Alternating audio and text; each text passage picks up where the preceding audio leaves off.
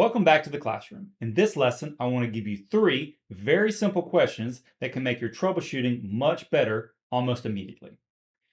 These are questions that good techs ask all the time. These questions are: what changed? When did it start? And is it always happening?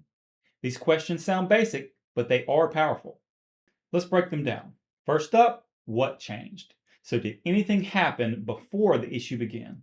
It could be a problem with Windows updates, the user downloaded something, the laptop was dropped, a charger was swapped, the desktop overheated, the power went out, or even a setting that was changed.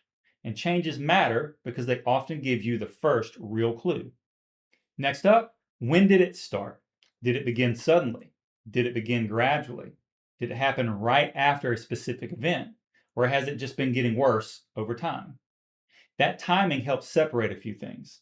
It separates immediate failures from long-term wear from progressive decline. So again, it's important to get a rough timeline of when the problem began. And lastly, is it always happening? Is the issue constant? Is it random? Is it triggered by movement of that AC adapter?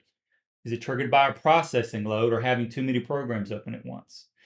Is the issue happening only in one room and not another room? Or is it only happening under certain conditions? And again, that matters because patterns matter. A desktop that shuts down only during gaming tells a different story than one that shuts down randomly. A laptop that only charges when you hold the AC adapter at a certain angle tells a different story than one that never charges at all. And a Wi-Fi issue that only affects one room completely tells a different story than a whole house coverage issue.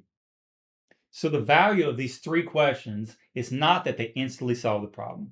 The value is that they help narrow the field, they give you troubleshooting direction, and when your thinking has direction, you stop reacting blindly.